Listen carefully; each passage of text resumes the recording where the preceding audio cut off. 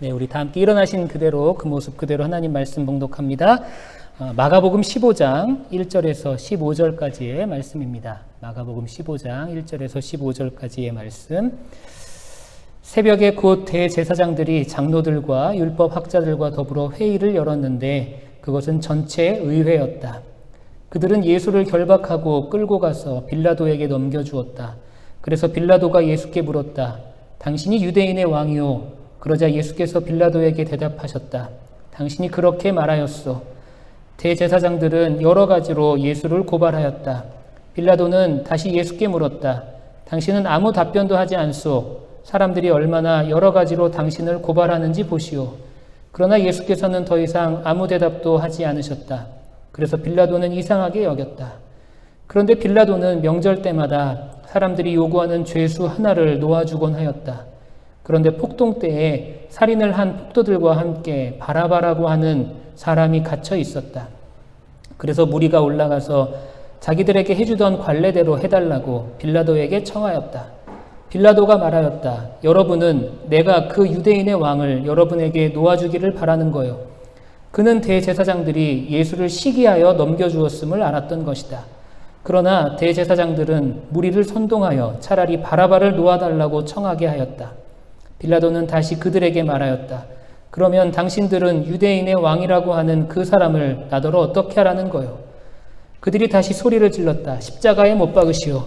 빌라도가 그들에게 말하였다. 정말 이 사람이 무슨 나쁜 일을 하였소? 그들은 더욱 크게 소리를 질렀다. 십자가에 못 박으시오. 그리하여 빌라도는 무리를 만족시켜 주려고 바라바는 놓아주고 예수는 채찍질한 다음에 십자가에 처형당하게 넘겨주었다. 아멘. 하나님의 말씀입니다. 말씀을 주신 하나님께 감사드립니다. 네, 자리에 앉으시겠습니다.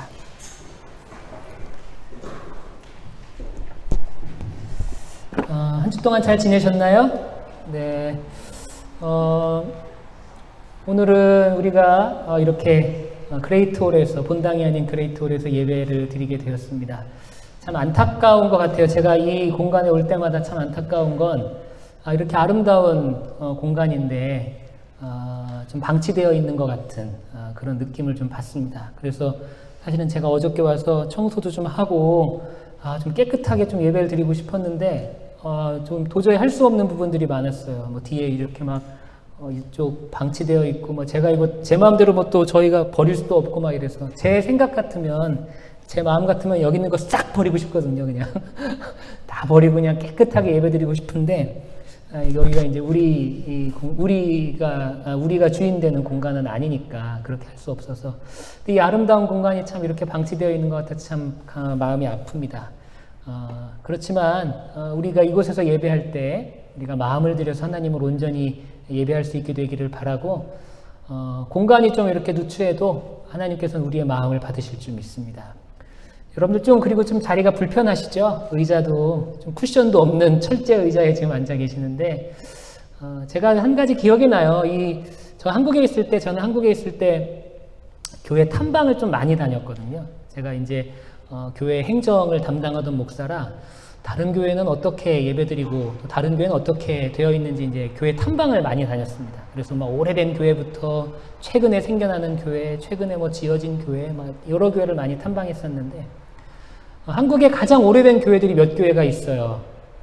그 중에 이제 제가 아주 오래된 교회들을 몇 군데 갔을 때 그 교회도 100년 된 의자에서 계속 예배를 드리시더라고요. 그래서 제가 그 목사님께 목사님 혹시 이 교회 지금 예배 드리시는 건물이 문화재로 지정이 되어 있어서 의자를 안 바꾸시는 거냐고, 혹시 의자도 무슨 문화재처럼 이렇게 지정이 되어 있냐고, 그래서 혹시 안 바꾸시냐고, 너무 불편한 것 같다고 이제 그랬더니 그 목사님 하시는 말씀이 일부러 안 바꿉니다 그러시는 거예요. 왜 일부러 안 바꾸세요? 그랬더니 의자가 편하면 성도들이 졸아요 그러시더라고요. 그래서 그 얘기 듣는데 처음에는 그래도 좀 편하게 앉아서 예배 드려야지 그렇게 생각했는데, 설교하는 사람 입장에서 보면은요 가끔 이렇게 편안한 의자에서 이렇게 아주 숙면을 취하고 가시는 분들이 있어요. 마치 헌금을 숙박비 내듯이 내고 가시는 분들도 계시거든요. 그런 것보다는 차라리 불편하게 앉으셔서 말씀 함께 집중하고 예배 함께 드리는 게 더 나을 수도 있겠다, 또 그런 생각도 해봅니다. 불편하시죠? 그래서 불편하셔서 여러분들이 졸 수 없고요. 졸 수 없기 때문에 말씀에 더욱더 집중할 수 있는 그런 오늘 예배가 되시기를 소망합니다. 우리가 이제 마가복음의 말씀 거의 막바지에 다다랐습니다. 오늘까지 포함해서 앞으로 두 번 더, 오늘을 빼고 두 번 더 남았어요. 마가복음이. 그래서 이제 다음 주와 그 다음 주면 이제 마가복음의 말씀을 마치게 됩니다. 오늘 마가복음의 말씀을 통해서 선택에 대해서 함께 이야기를 좀 나누려고 합니다. 선택. 우리가 인생을 살아간다는 것, 이 세상을 살아간다는 것은 무엇인가를 선택해야 함을 의미하는 것이죠. 인생은 끊임없이 선택하게 되어 있습니다. 선택의 연속이죠. 그런 선택을 통해 여러분들의 인생이 형성되어 가는 거죠. 여러분들이 오늘 예배에 나오기까지도 아마 많은 마음의 어떤 갈등과 또 그로 인한 많은 선택을 하셨을 거예요. 아까 비가 막 쏟아지더라고요. 예배 한 20분 전에, 30분 전에 비가 막 쏟아지더라고요. 제가 비가 쏟아지는데 하나님께 기도했어요. 하나님, 비 오면 우리 학생들 뭐 걸어 못 오는데요. 아마 여러분들이 비가 올 때 오늘 교회를 가야 되나 말아야 되나 고민하셨을 거예요. 그렇지만 비가 오매도 비가 오지만 나는 예배에 간다. 예배를 선택하고 나오신 분들이 지금 여기 앉아 계신 분들이죠. 교회 오기까지 아마 여러분들이 많은 선택을 하셨을 겁니다. 오늘 청바지를 입어야 되나? 아니면 뭐 후드티를 입어야 되나? 뭘 입어야 되나? 여러 가지 선택하셨고 그 중에 하나 선택하셔서 지금 입고 오신 거죠. 우리는 참 많은 선택을 하며 살아가죠. 우리의 인생의 선택들 중에는요. 우리 인생에서 커다란 영향을 미치지 않는 선택도 있습니다. 어떤 옷을 입을지 뭐 이런 것들은 사실 그렇게 우리 인생 가운데 큰 영향을 끼치지는 않죠. 그런데 반대로 우리 인생을 결정지을 만한, 우리 인생 가운데 어쩌면 평생에 영향을 줄 만한 그런 선택들도 우리는 하면서 살아간다는 거죠. 어떤 배우자와 결혼할 것인가? 굉장히 중요한 문제죠. 그리고 여러분들 뭐 지금 1학년인 학생들 중에 전공을 아직 아마 선택하지 않으신 분들도 있을 텐데 어떤 전공을 선택하고 또 전공을 선택했다면 이후에 어떤 직장을 선택할 것인가? 이런 것들은 여러분들의 인생에서 굉장히 상당히 큰 영향을 끼치는 그런 질문이라고 볼 수 있겠습니다. 저는 나이 많으신 분들의 조언을 좀 귀담아 듣는 편이에요. 아마 여러분들 중에 혹시 젊으신 분들 중에는 어른들의 의견이 좀 구식이고 좀 뭐 이렇게 뭐 지금과는 세대가 좀 많이 다르다 뭐 이렇게 그렇게 느끼시는 분들이 계실지 모르겠어요. 그런데 저는 그렇게 생각하지 않습니다. 어른들은 저희들보다 제가 나이가 좀 애매하네요. 내가 젊다고 얘기하기도 그렇고 나이가 많다고 얘기하기도 그렇고 우리 공동체에선 제가 아주 뭐 나이 많은 어른도 아니고 그렇다고 뭐 학생처럼 젊지도 않으니까 좀 애매하긴 한데 그렇습니다. 아무튼 어른들은 우리보다 여러분들보다 더 많은 선택의 기로 앞에 서 계셨고요. 그리고 다양한 선택을 통해 인생을 살아오신 분들이에요. 그러니까 그 선택 중에는 실패했던 선택도 있을지도 모르고 또 성공했던 선택이 있을지도 모르겠어요. 여러분, 중요한 건 어른들은 우리가 선택해보지 않은 어떤 그 길, 우리가 고민해보지 않은 그 길을 이미 선택해보셨고 이미 걸어가셨던 그런 경험이 있으신 분들이라는 거죠. 이런 경험이 인생 가운데 굉장히 큰 도움이 된다는 겁니다. 우리 예수사랑교회 여러분들 잘 아시는 것처럼 주로 이제 대학생들이 많이 모이는 교회죠. 우리 대학원생들도 있고 학부생들도 있지만 보통 이제 학부생들이 더 많이 모이는 교회입니다. 이 주변에도 예수사랑교회는 학부생들이 모이는 교회라 그렇게 알려져 있더라고요. 평균적으로 성도들의 연령대가 굉장히 낮죠. 20대 초반 뭐 이 정도밖에 안 되죠. 그런데 감사한 건 우리 신앙 공동체 안에는 어른들도 계세요. 인생을 오래 살아오신 어른들도 계십니다. 이게 굉장히 중요해요. 어른들이 계시다는 것은 인생의 선택을 먼저 경험한 인생의 선배들이 계시다는 거예요. 여러분들 혹시 신입생 때 기억나세요? 처음 학교 들어왔을 때 누구의 말을 진리처럼 따랐어요.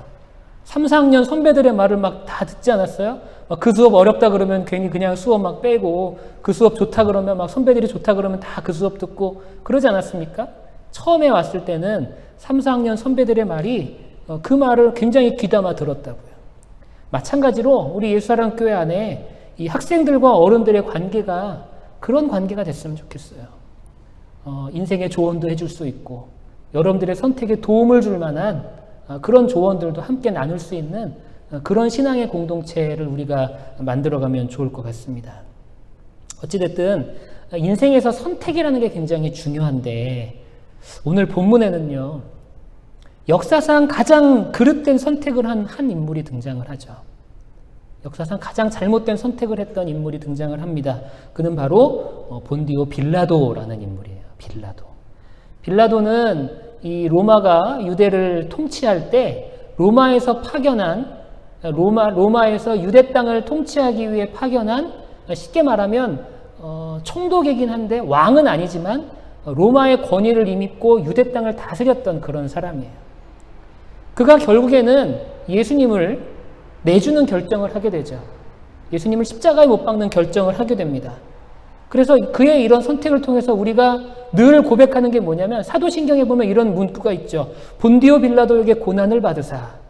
우리는 사도신경을 고백할 때마다 본디오 빌라도에게 고난을 받으신 예수님을 우리는 고백하게 되어 있다는 거죠.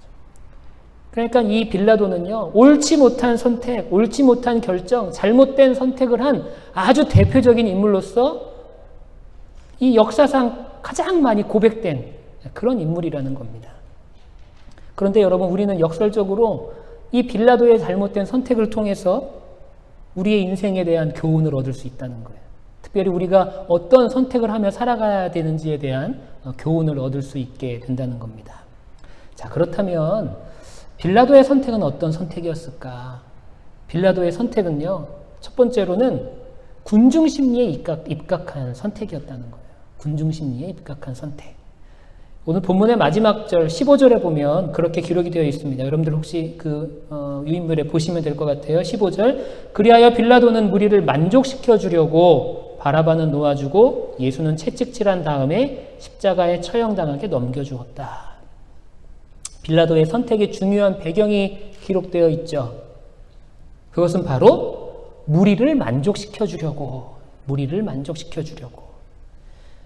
빌라도의 견해라든지 빌라도의 의견, 자신의 어떤 확신에 의해서 결정한 그런 선택이 아니었다는 거예요. 무리를 만족시켜주기 위한 그런 행동, 그런 선택이었다는 거죠. 군중들의 압력과 자신을 둘러싼 이 사람들의 견해를 그저 비판 없이 따랐어요.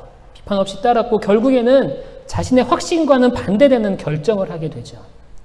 우리가 잘 아는 것처럼 빌라도는 예수님이 죄가 없다고 그렇게 스스로 고백했던 사람이에요. 우리가 이제 이후에도 잠깐 몇 분 다룰 텐데, 예수님은 죄가 없다고 그렇게 고백했던 사람이지만 결국에는 군중들의 요구를 그냥 맹목적으로 따르는 잘못된 결정을 하게 되는 것이죠. 여러분, 빌라도의 이런 결정이 이해가 가십니까? 근데 여러분 한번 생각해 보세요. 빌라도만 그렇습니까? 우리는 어떨까요? 우리는 사람들이 말하니까 그냥 나도 따라 말하기도 하고, 또 세상이 선택하니까 나도 그게 좋은 것 같아서 선택하기도 하고,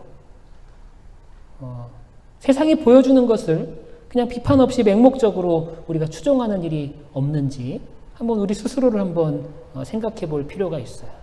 제가 왜 이 말씀을 드리냐면요, 성경에는, 하나님의 말씀인 이 성경에는 우리가 세상에서 가장 경계해야 할 가치관이 도사리고 있음을 우리에게 끊임없이 경고하고 있습니다. 그리스도인의 삶에 있어서 삶의 원리 중에 가장 중요한 원리는 로마서에 나오는 말씀인데요. 그것은 뭐냐면 너희는 이 세대를 본받지 말라라는 말씀이에요. 너희는 이 세대를 본받지 말라. 여러분, 비판적인 성찰 없이, 신앙적인 성찰 없이 맹목적으로 세상을 따라가는 우리들의 모습을 여러분들 혹시 발견할 때가 있지 않습니까? 그것이 빌라도의 선택이었고 우리의 선택이기도 했다는 사실을 여러분들이 꼭 기억하시기를 바랍니다. 세상의 흐름에 휩쓸려서 혹시라도 잘못된 선택을 하며 살아가고 있지 않은지 우리 스스로를 한번 생각해 보자는 거예요. 특히 여러분들, 많은 분들이 이제 청년의 때를 살아가고 있죠. 청년의 때를 살아가고 있는데, 우리 청년의 때는 더 그래요. 더 그게 필요해요. 선택의 기준이 그냥 남들을 따라서, 유행을 따라서, 시대의 흐름을 따라서 그렇게 선택하며 살면 안 된다는 거예요.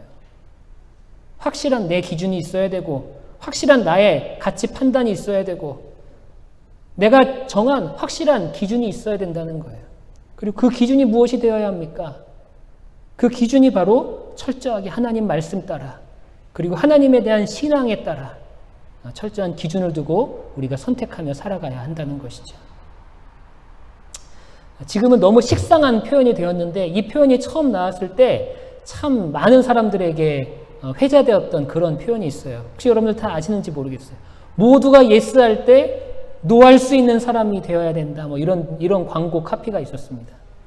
지금 너무 식상하죠. 다 하도 많이 들었던 말이니까. 모두가 예스라고 할 때 노라고 할 줄 알아야 된다. 근데 여러분, 이 문구를 우리의 신앙에 여러분들이 잘 적용할 수 있게 되길 바랍니다. 여러분들의 선택의 기준을 무엇에 두어야 할지 다시 생각해 볼 수 있는 오늘 하루가 되기를 소망합니다. 두 번째로 빌라도의 선택은 어떤 선택이었느냐? 빌라도의 선택은 출세를 위한 선택이었어요. 출세를 위한 선택이었습니다. 빌라도가 왜 무리의 말을 따랐을까요? 물론 무리를 만족시키기 위해 그것도 한 일부분이죠. 그렇지만 더 나아가서는요, 자신의 정치적인 어떤 인기를 위한 선택도 있었다는 거예요.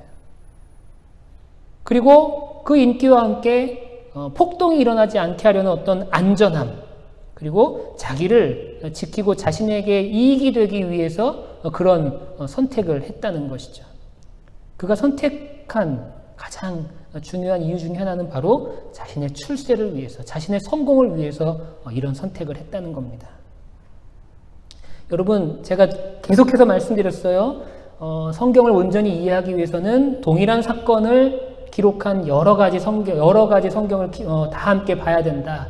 이 빌라도의 신문 장면이 기록된 마태복음도 우리는 꼭 읽어야 돼요. 우리가 마가복음에도 나와 있지만 마태복음도 여러분들이 혹시 집에 가시면 아마 마태복음 27장인가 그럴 거예요. 27장도 한번 여러분들이 좀 한번 보시길 바랍니다. 근데 거기에 보면, 마태복음에 보면 빌라도는 예수님의 죄를 발견하지 못해요. 예수님이 죄인이라고 느끼질 않습니다. 그리고 예수님을 풀어주려고 시도를 해요. 그런데 무리가 소리치죠. 대제사장들이 이렇게 쉽게 말하면 밑작업을 해놓은 그 무리들이 막 소리치는 거예요. 뭐라고 소리치냐면, 당신이 만약 예수를 풀어주면 당신은 가이사의 충신이 아닙니다 라고 소리를 쳐요. 여러분, 이 말이요, 아마 빌라도의 마음에 확 와닿았을 거예요. 왜냐하면 아까도 말씀드렸듯이 이 가이사는 로마의 황제를 의미합니다. 가이사에게 파송받아서 가이사의 신하로서 지금 유대 땅을 통치하러 왔는데, 사람들이 당신 그렇게 하면 가이사의 충신이 아니라고 그렇게 얘기하는 거예요. 그 말에는 뭐가 있는 거예요? 경고도 있는 거예요. 당신 그렇게 하면 우리가 가이사에게 고발하겠습니다. 막 여러 가지 그런 복잡한 그런 의미가 있는 거죠. 그러니까 빌라도의 입장에서는 이번 일을 내가 잘 처리하지 못해서 혹시 황제의 눈밖에 나면 어떡하지? 그렇게 되면 내 정치 인생도 끝이고 내 출세도 모두 막혀버리는데 어떡하지? 그런 고민을 하게 되는 거죠. 그래서 결국에는 자신의 출세를 위해, 자신의 정치적인 어떤 목적을 위해 결국은 예수님을 넘겨주는 그런 선택을 하게 된 것입니다. 이 빌라도는 성경에서 아주 많이 나오는 사람은 아니지만 이 유대인의 역사 가운데는 빠짐없이 등장하는 인물이에요. 그래서 유대인의 역사를 집필한 요세푸스라는 사람이 있습니다. 이 사람이 빌라도에 대한 인물을 묘사를 했는데, 빌라도에 대한 인물을 어떻게 묘사하고 있냐면 그는 매우 잔혹하고 잔인한 인물이었다는 거예요. 막 유대인들을 학살하는 그런 역사적인 사건도 있거든요. 굉장히 비열한 인물이었다. 그런데 반대로 로마의 황제에게는 지나친 아부와 충성을 보였던 인물이었다. 그렇게 평가되어 있어요. 잔혹하고 잔인하고 비열하지만 황제에게는 아부하고 충성을 보였던 인물, 그가 바로 빌라도입니다. 보통 유대인들의 총독의 임기가 한 5년, 길면 6년 정도 되었다 그래요. 그러니까 로마에서 황제가 늘 한 5, 6년마다 새로운 이 총독을 파송을 하는 거예요. 그런데 이 빌라도는 10년 넘게 유대 땅의 총독으로 그렇게 유대 땅을 다스립니다. 그러니까 아부가 확실히 효과가 있었던 거예요. 이 빌라도의 아부가 황제에게 확실한 효과로 갔던 거예요. 그래서 10년 동안 아주 뭐라고 표현해야 될까? 아주 꿀보직이죠, 여기는. 왜냐면 식민지잖아요. 뭐 로마 안에서 뭐 이렇게 뭐 동일한 신분의 동일한 시민들을 다스리는 게 아니라 식민지잖아요. 얼마나 편해요. 내가 착취할 수 있는 만큼 마음대로 착취할 수 있는 곳이잖아요.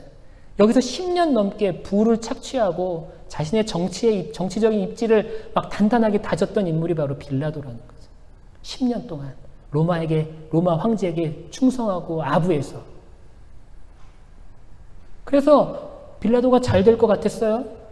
사람들이 저 사람은 승승장구하겠구나 그렇게 생각했겠죠.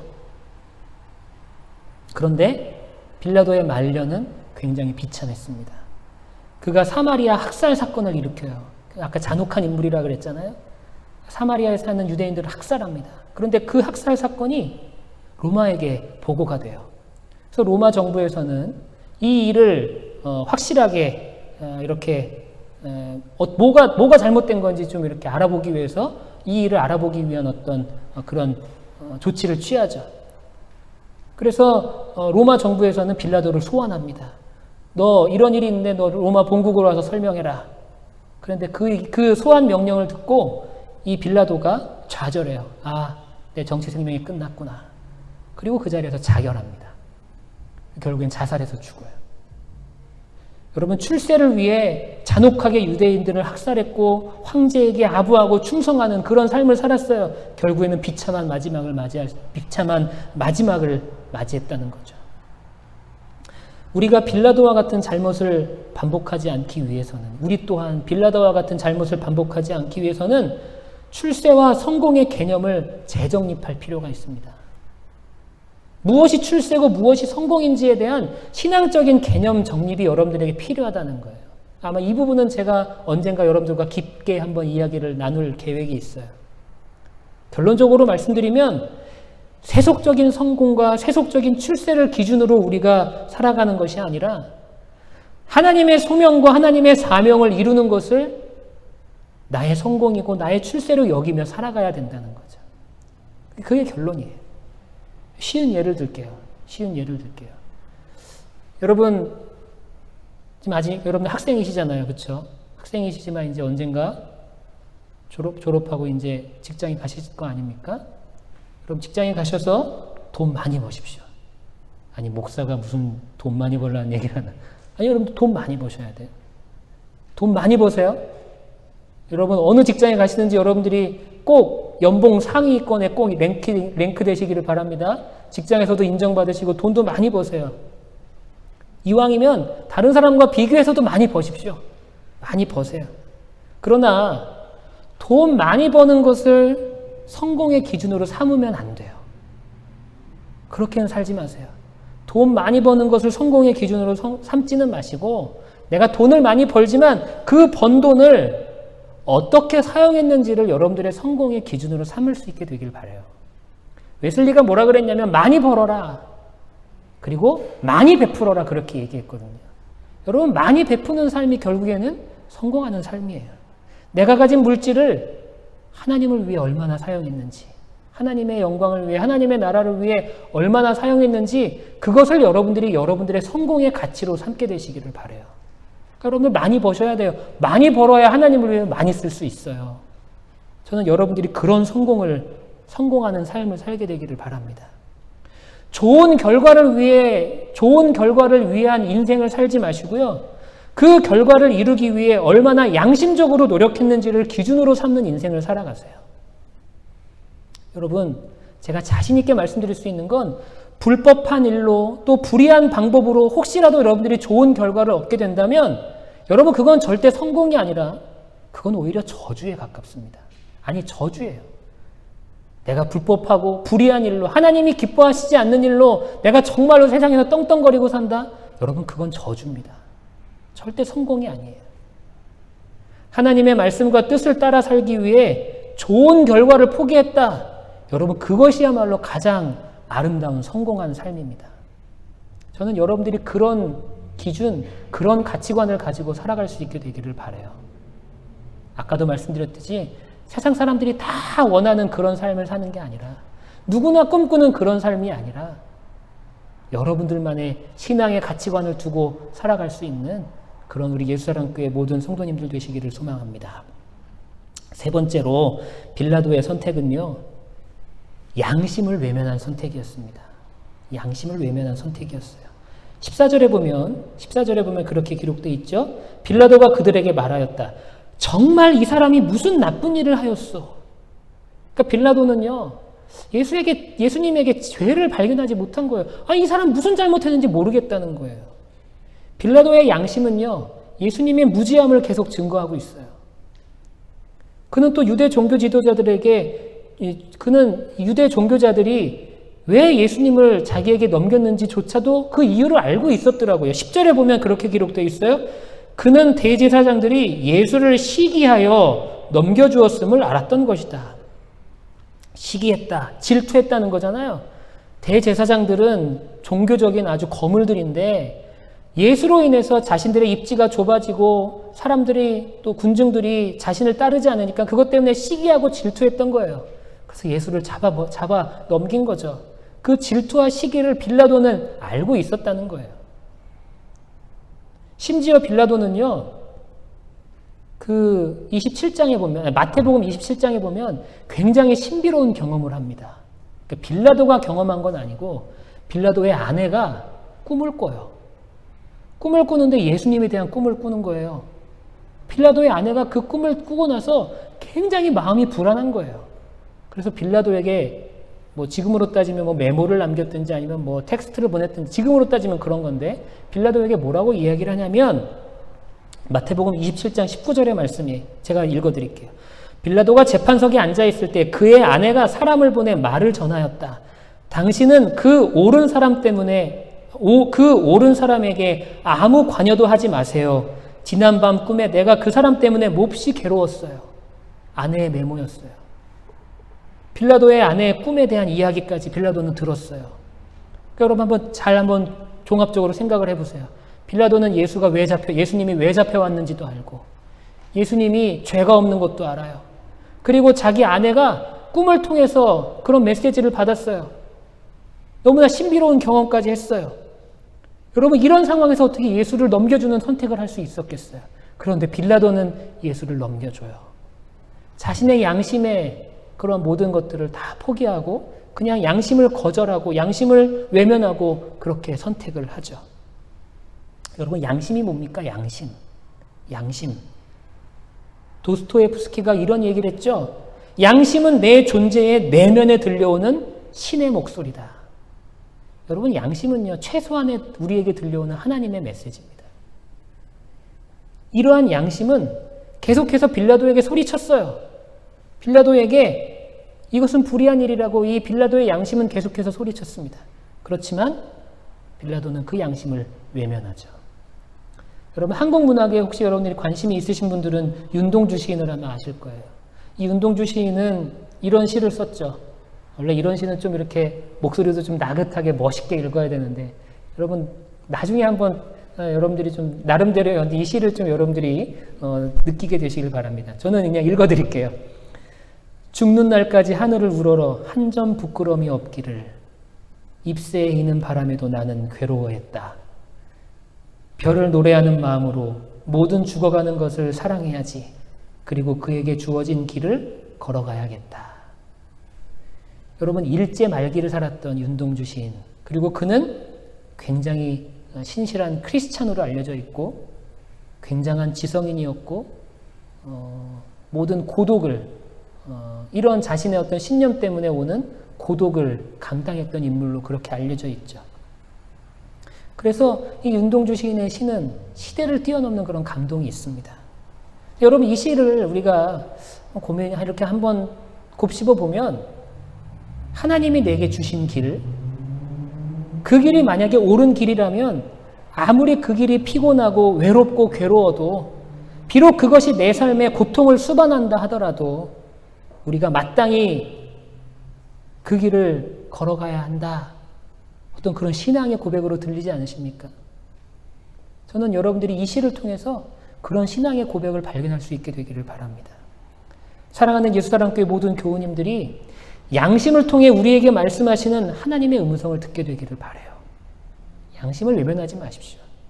더 나아가서 양심이 말하는 삶을 거부하지 마시고 그 삶을 여러분들이 지키며 살아갈 수 있게 되기를 소망합니다.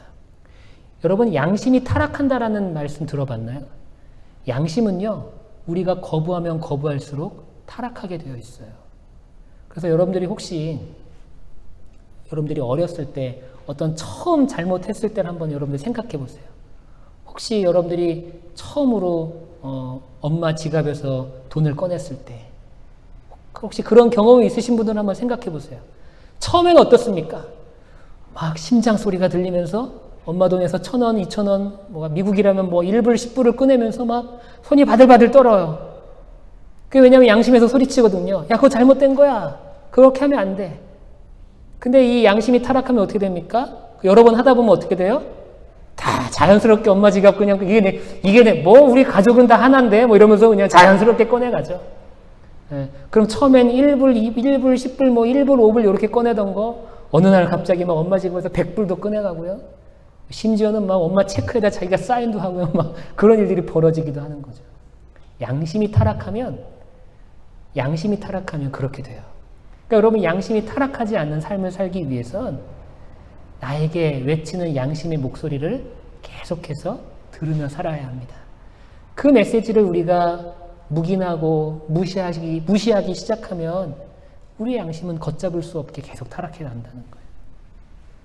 여러분들이 양심의 소리에 귀 기울일 수 있는 우리 예수사랑교회 모든 교우님들 되시기를 소망합니다. 여러분들의 인생에서 올바른 선택만 있기를 바라요. 앞으로 여러분들은 많은 선택을 하며 살아갈 텐데 그 선택이 정말 올바른 선택만 있기를 바랍니다. 매일매일의 삶 속에서 무수히 많은 선택의 기로 앞에서 여러분들이 서서 가장 먼저 하나님을 기억하고 하나님을 찾고 하나님을 기준으로, 하나님의 말씀을 기준으로 가장 멋진 선택하는 인생, 그런 인생이 여러분들의 인생이 되기를 바랍니다. 그래서 나중에 결국에는 우리가 생명의 길을 선택했음을, 또 하나님의 길을 선택했음을, 이 양심의 길을, 이 사랑의 길을, 이 진리의 길을 선택했음을 언젠가 하나님 앞에서 감사함으로 고백할 수 있는 그런 인생을 사시는 저와 여러분들이 다 되시기를 간절히 축원합니다. 기도하시겠습니다. 사랑하는 주님, 감사합니다. 저희들이 인생을 살아가면서 어떠한 선택을 할지라도 하나님을 먼저 기준에 두고 선택할 수 있도록 도와주시고 하나님의 말씀을 기준 삼아 선택할 수 있는 우리 모두가 될 수 있도록 도와주옵소서. 빌라도의 선택을 통하여 우리 인생의 교훈을 발견합니다. 우리는 빌라도와 같은 실수를 저지르지 않도록 도와주시고 하나님이 원하시는 인생을 살아갈 수 있는 우리 모두가 되게 하여 주옵소서. 예수님의 이름으로 기도합니다. 아멘.